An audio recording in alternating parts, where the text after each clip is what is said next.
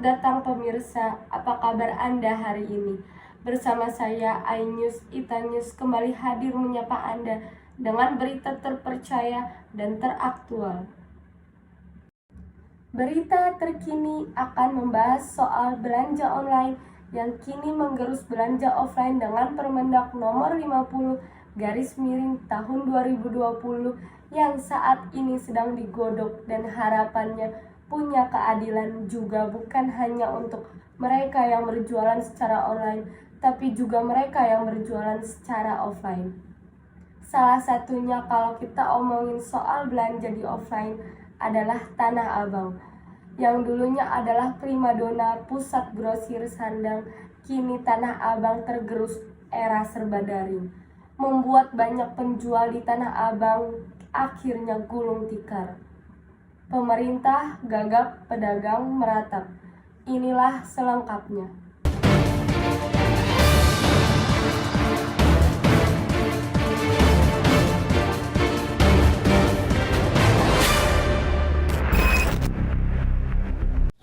Ibarat dinosaurus, sejumlah pusat perbelanjaan legendaris di tanah air kini terancam musnah seperti Pasar Tanah Abang, Mangga 2, dan Roxy. Bak perdebatan telur dan ayam, pedagang memilih menutup toko karena sepinya pengunjung. Manusia sebagai makhluk ekonomi tentu berpikir rasional, memaksakan membuka usaha dengan membayar sewa kios, cicilan, dan upah karyawan, tetapi merugi. Atau pilihan mereka adalah mengakhiri usaha sembari menanti situasi membaik. Di sisi lain, pengunjung enggan mendatangi pusat perbelanjaan lantaran banyak gerai toko yang tutup.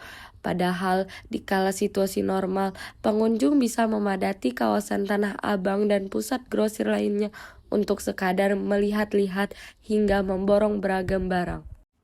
Menteri Koperasi dan UKM Teten Mas Duki memperkirakan penjualan di Tanah Abang turun lebih dari 50%.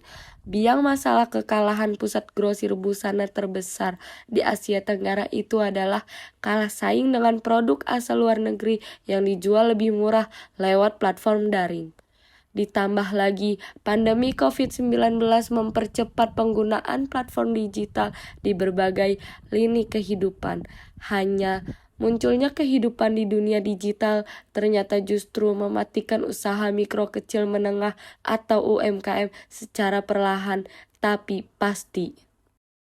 Sebagian orang menganggap kemampuan beradaptasi di era digitalisasi akan menjadi kata kunci bagi pelaku usaha untuk mampu bertahan agar tidak menjadi dinosaurus. Hanya musuh UMKM bukan hanya kehadiran dunia digital. Mereka tidak mungkin mampu bertahan menghadapi pemain kakap yang berani untuk menjual rugi demi merusak pasar. Teten Mas Duki dan Menteri Perdagangan Zulkifli Hasan pun menegaskan sikap pemerintah untuk melindungi pelaku UMKM Indonesia. Alhasil, mereka akan merevisi Peraturan Menteri Perdagangan atau Permendak nomor 50/2020 tentang perdagangan digital agar bisa memberi perlakuan yang sama antara produk lokal dan impor. Semisal, pengenaan pajak yang sama terhadap produk yang dijual di platform digital atau social commerce, baik lokal maupun impor. Selain itu, membatasi batas minimum harga barang impor yang bisa dijual di platform daring. Hanya di saat lebih dari separuh pedagang Tanah Abang gulung tikar, pemerintah masih berkutat di harmonisasi revisi peraturan itu. Pelaku usaha tidak butuh mengetahui proses harmonisasi.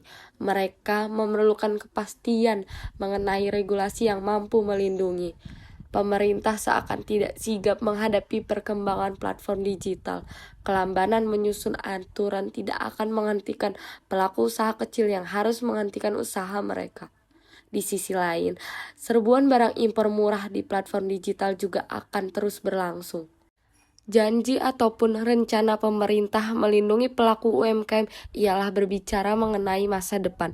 Rencana atau angan-angan seputar UMKM juga amat manis, semanis janji kampanye di masa pemilu. Presiden Joko Widodo pernah berjanji akan mengajak DPR untuk membuat Omnibus Law untuk melindungi UMKM sehingga puluhan undang-undang yang menghambat pengembangan UMKM akan sekaligus direvisi.